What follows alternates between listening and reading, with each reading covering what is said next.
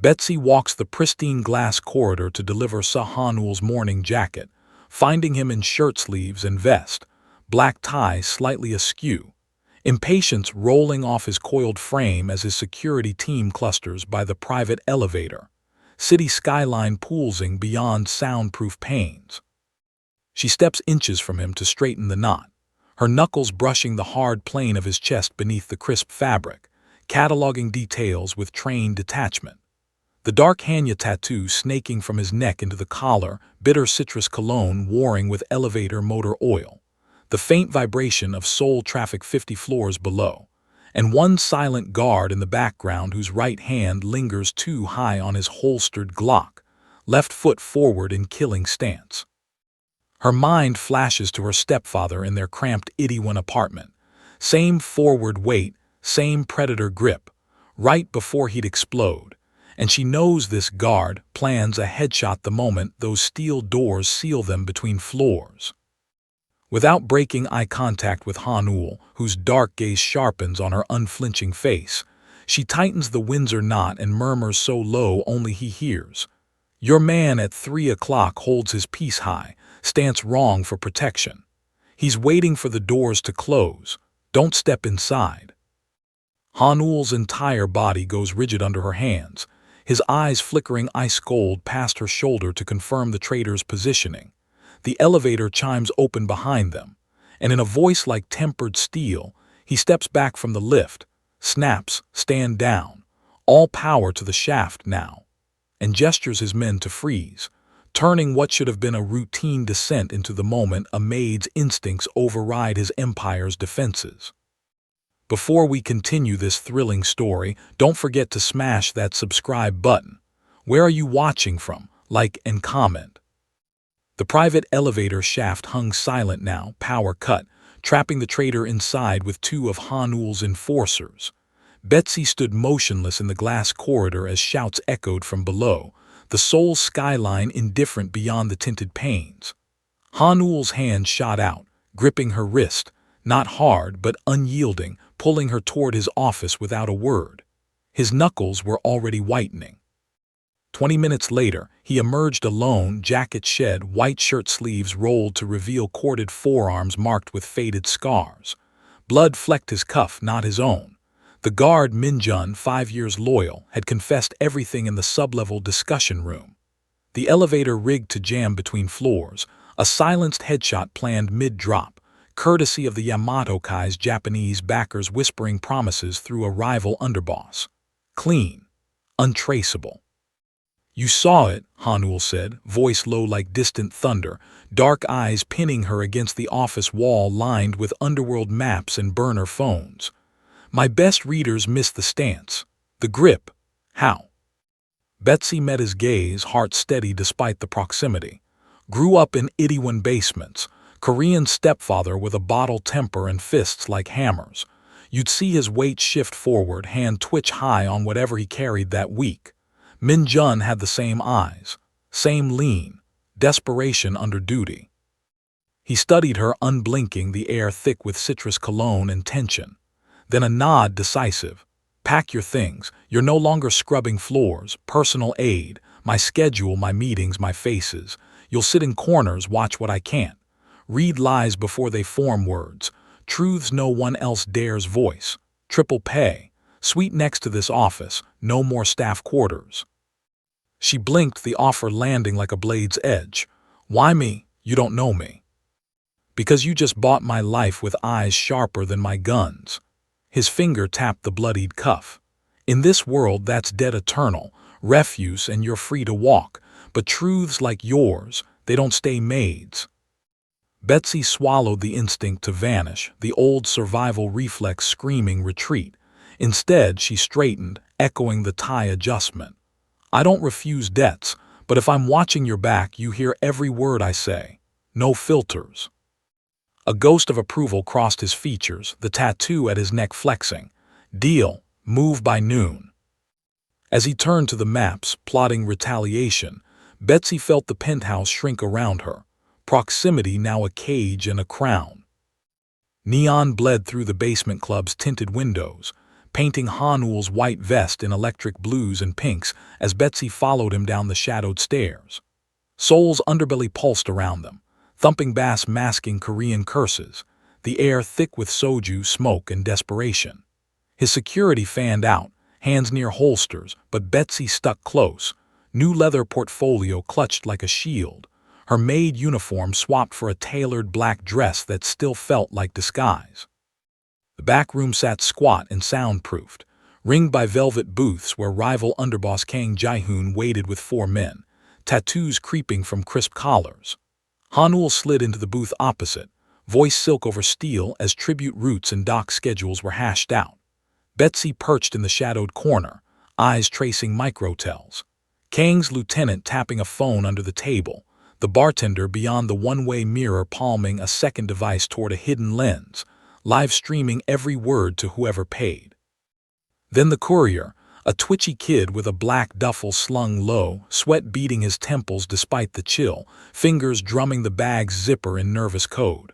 Weight wrong for cash. Too rigid. Bomb vest or timed charge meant to blow mid-handshake. Betsy's pulse stayed even, schooled by years reading stepfather's rages.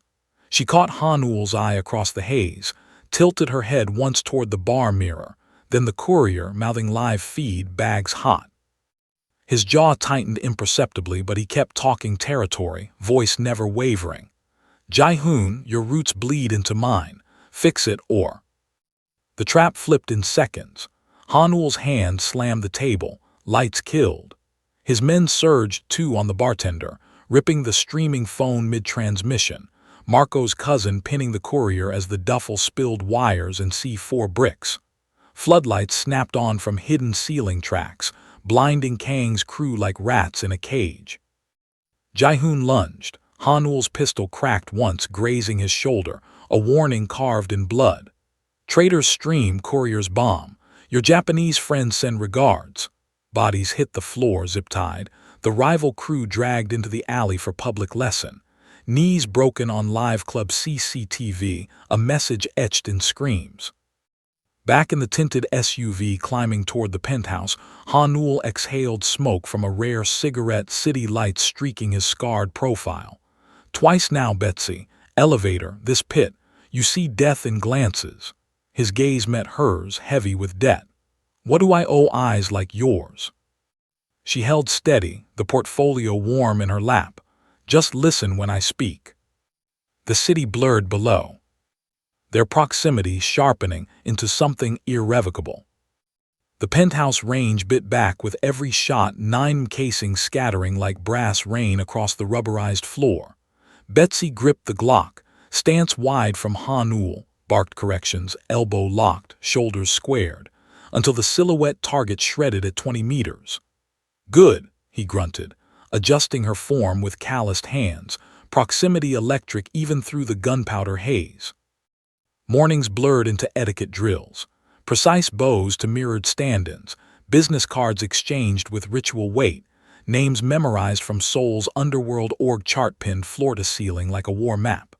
Red pins marked Hanul territory, Incheon docks, Gangnam clubs, blue for Yamato Kai encroachment, silver for shaky allies. Betsy traced routes like veins, learning tribute flows and blood debts as her second language. By week's end, muscle memory locked in, she could field strip the pistol blindfolded. Hanul watched from his desk, dark eyes appraising, the Hanya tattoo flexing when he nodded approval. Small touches lingered, his fingers brushing hers over a map pin, her palm steadying his wrist during a tense call, lines blurring in the quiet hours after drills. Then the summons came. Iyama Kim, Hanul's aunt and the family's iron-willed consigliere, requested tea in the private salon overlooking the Han River. Betsy entered to jasmine steam and porcelain cups, the elder woman's silver-streaked bun severe, gaze sharp as broken glass. Sit, she commanded, pouring with surgeon's precision. No warmth, only assessment. You're the maid who reads death in stances, Iyama said, sipping slowly. Saved my nephew twice, but power like his choose women whole. Her voice dropped, eyes narrowing. Sujin was before you, beautiful, ambitious, Slept in his bed, whispered Yamato secrets for their gold. He found her mid-transmission, phone in hand, his roots sold. She vanished. Alive maybe in Busan slums or floating in the bay, he never speaks her name. Betsy's cup paused midair, steam curling like ghosts. I'm not her. Yet you stand too close. Iyama leaned forward, knuckles white on porcelain. Can you watch him break a man's knees and sleep sound? Order a traitor's tongue cut and pour his tea next morning? Love him through the blood on his cuffs? Or will you crack, become another knife at his throat? The river glittered below, indifferent. Betsy set her cup down, unflinching. I grew up dodging fists and worse. I've seen blood dry on family floors. If I stay, its eyes open, his darkness my truths, no cracks. Iyama's lips twitched, not quite a smile. We'll see. As Betsy rose, the weight settled deeper. Proximity now carried a price, etched in tea leaves and old betrayals. Salt air and diesel fumes clung to the night as Hanul's convoy peeled away from Incheon docks, tires screeching over cracked concrete. The operation had turned bloody fast. Yamato Kai snipers on container stacks, bullets sparking off steel until Hanul's men flushed them out. He'd taken 2 hits, a graze to the bicep, shrapnel in his side. Nothing fatal, but enough to paint his white shirt crimson as the SUV climbed back to the penthouse. Betsy met him at the private entrance, med kit in hand, her black dress swapped for practical slacks. No questions, just efficiency, guiding him to the marble bathroom off his office, where steam from the sink mingled with copper tang. She cut away the ruined shirt, revealing the Hanya tattoo stark against bruised muscle, then cleaned the wounds with antiseptic sting. Her touch stayed steady, clinical almost, as she stitched the shrapnel tear, but proximity hummed. His breath warm on her neck, her fingers tracing ribs that rose too sharply. Should have seen the second perch, he muttered, voice rough from painkillers, eyes locked on her face in the mirror. But you called the pattern right. They're spotters. She tied off the suture, meeting his gaze. You listen, that's enough. Silence thickened, broken only by water drip. His hand caught her wrist, not pulling, just holding. Trusting you. It carves deeper than bullets, Betsy. Men betray for gold. You see through walls. No one gotten this close since Sujin. Nearly cost me everything. Her pulse jumped under his thumb, but she didn't pull away. I'm not her, and you're not invincible alone. His free hand rose, tracing her jaw, thumb rough against smooth skin, the first unguarded touch since the tie. Heat sparked, inevitable. You make me want to be better than this world. She leaned in, breath mingling, then closed the gap. The kiss ignited slow, then fierce, his good arm banding her waist, her hands fisting his hair as they stumbled from marble to the shadowed bedroom beyond. Clothes shed in a trail, bodies colliding with months of banked tension, her nails on his scars, his mouth mapping her curves, equal parts hunger and confession. Dawn filtered through blackout blinds, finding them tangled in silk sheets, his head on her chest, her fingers idly tracing the tattoo that snaked toward his heart. Fates linked now, irrevocable. Outside, souls stirred, enemies watching closer than ever. Betsy no longer shadow, but the target carved into Hanul's very pulse. Rain lashed the penthouse windows as news crackled through Hanul's secure line. Another nightclub hit, Yamato Kai bomb shredding his Gangnam spot, 5 of his men vaporized in neon fire. Bodies still warm when he slammed the office door, face carved from granite barking orders to lieutenants on standby screens. Betsy stays here, double guards, no one in or out. His eyes met hers across the map-strewn desk, hard but fraying at edges. Compound's fortress. You're safe. She nodded, stomach nodding, watching him strap the shoulder holster over his blood-flecked shirt, the same one she'd stitched nights ago. Come back whole, she murmured, fingers brushing his jaw, the Thai ritual skipped for war. He caught her hand, pressed it to his lips once, then vanished into the storm with his convoy. Silence descended like a blade. The penthouse, once humming with staff whispers and cook's clatter, went hollow. No footsteps on marble, no burner phones buzzing, no Iyama Kim's jasmine tea trays gliding past. Betsy paced her sweet Glock heavy in her waistband, ears straining for life. Kitchen vents silent. Hallway cameras blinked empty.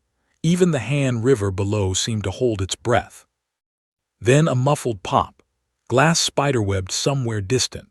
Footsteps now, but wrong. Heavy boots, not sensible flats. She flattened against the wall, pulse steady from range drills, cracking the door to peer down the corridor. Two guards slumped by the side service entrance, throats slit red-black on white tile. Rival gunmen fanned in Yamato-kai tattoos snaking up necks, silenced pistols drawn, faces masked but eyes gleaming with purpose. No time. Betsy bolted for the panic room, but a boot caught her ankle mid-stride, slamming her to marble. Pain exploded in her cheek as a gloved fist connected, vision swimming. Zip ties bit her wrists. Rough hands hauled her upright, dragging her toward the breached entrance where black SUVs idled under sodium lights. The leader, a scar-lipped underboss, crouched close, breath sour with soju. He carved a message into the wall with her own lipstick. "Your foreign bitch walks our leash now. Come get her, Han-ul, or watch her auctioned in Tokyo." Betsy twisted, memorizing faces, tattoos, the silenced H and K grip one man favored. Rain swallowed their van as it peeled into Seoul's veins. Bound in the cargo hold, bruised but calculating, she knew. Han-ul would burn the city to ash. But they'd made her the bait. Now she'd make them regret it. Sirens wailed through Seoul's veins as Han-ul's war room ignited, screens flickering with hacked CCTV feeds and drone thermals. Lieutenants crowded the penthouse, voices overlapping in frantic Korean, shipping yard in Incheon. Yamato-kai containers stacked like tombs, Japanese backers, ink visible on perimeter guards. Betsy's location pinned. Chained inside container 17, livestream threat ticking live on dark web channels. Auction in 12 hours, the rival boss leered through proxy video, scar-lip curling.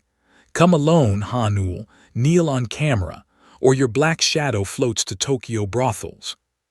His men erupted, Minho slamming fists on maps, Jaeyong barking sniper teams, but Han-ul's voice cut diamond. "I go, alone, no debate." Protests crashed like waves. Iyama Kim gripped his arm, silver bun trembling. "They'll carve you for sport." He shook her off, holstering nothing, shedding jacket and vest for plain black shirt. "She's worth every scar." Rain-slicked gravel crunched under his boots as he approached the floodlit yard alone, arms raised, floodlights pinning him like a moth. Container doors groaned open, rivals spilling out. Yamato-kai enforcers with katana grips, Japanese oyabun in shadow suit, scar-lip front and center with Betsy zip-tied beside him, cheek bruised purple, eyes burning steady. Cameras whirred from cranes, livestream poolsing to underworld feeds. "On your knees, King," Scarlip spat, pistol kissing Betsy's temple. Han-ul's lieutenants watched from hidden vans a kilometer out, comms silent per his order. He dropped, gravel biting through slacks, Hanya tattoo stark under sodium glow. Gasps rippled through the ranks, saw Han-ul, unbowed blade of soul, kneeling like a penitent. "I kneel," he said, voice carrying clear over rain, eyes locked on Betsy's. "Not for your cameras, for her. Take my life, my roots, my name, but release her now untouched. She's worth more than my empire." Scarlip laughed, grinding the muzzle harder. "Love makes dogs of wolves." Oyabun nodded approval, sensing total humiliation. Betsy's gaze met Han-ul's, fearless, calculating, a flicker of signal passing unspoken. His men itched in shadows, but he held position, rain tracing bloodless scars, reputation shattering live for the world to witness. She was his fracture, his truth, and he'd burn it gladly. The yard held its breath, cameras rolling, power traded for pulse. Floodlights carved harsh shadows across the shipping yard as Scarlip shoved a contract across a rusted folding table, pen trembling in Betsy's bound hands. "Sign it voluntary," he snarled, Oyabun looming behind with cold eyes, cameras capturing every stroke for the dark web auction. "Property of Yamato-kai, Tokyo bound by dawn. Prove Han-ul's kneel means nothing." Her cheek throbbed from the pistol barrel's kiss, wrists raw but gaze steady on Han-ul, kneeling 10 feet away, gravel-embedded knees ignored, dark eyes locked with hers in silent calculus. Lieutenant's vans idled unseen beyond cranes, his hidden insurance.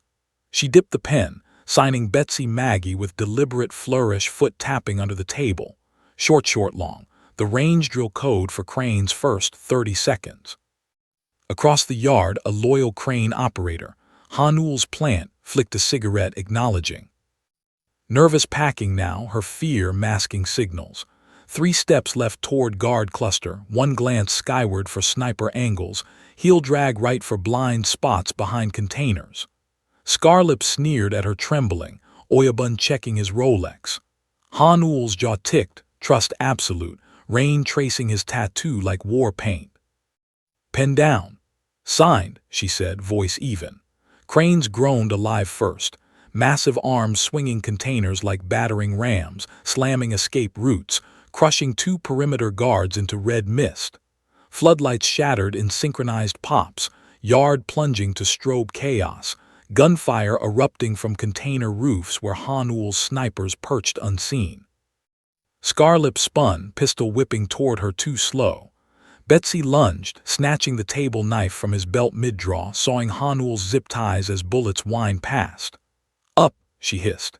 He surged, wrenching the blade free, slashing Oyabun's thigh artery in one fluid arc, Japanese backer crumpling, screaming orders in vain. Together they moved, Betsy low and reading shadows, Hanul high covering with a seized silenced H and K, dropping Scarlip through the knee as he crawled for cover. Containers exploded around them, flashbangs from Hanul's infiltrators, enforcers picked off by thermal scopes. She dragged a fallen Glock, double taps precise from range mornings, her bullet creasing a katana wielder's neck. Rain mixed blood underfoot as they hit the chain-link gap, Crane swinging cover, vans roaring through breach. Hanul shoved her in first, diving after as tires bit gravel. Chaos reigned behind, Yamato Kai scattering, live stream cutting to static. Fates fused in firelight, her signals their salvation. But sirens wailed closer, the real war just beginning. Gravel still crunched underfoot as Hanul dragged Scarlip from the shadows of a toppled container, the rival boss whimpering through a shattered knee, blood pooling black in rain-slicked puddles. Phones littered the yard, rivals' recording devices cracked but still live streaming to dark web holdouts, red lights blinking like dying eyes. Betsy flanked him, Glock hot in her grip, chest heaving from the sprint, wrist zip ties frayed to nothing. Sirens wailed closer, blue-red strobing the cranes. Hanul pinned Scarlip against rusted steel with one boot, seized H and K pressed to the man's temple. You took her, planned her sail like meat. His voice was ice over rage, Hanya tattoo pulsing with vein. Scarlip spat defiance, grinning through broken teeth. Love's your leash, king. Yamato laughs last. Finger tightened on trigger.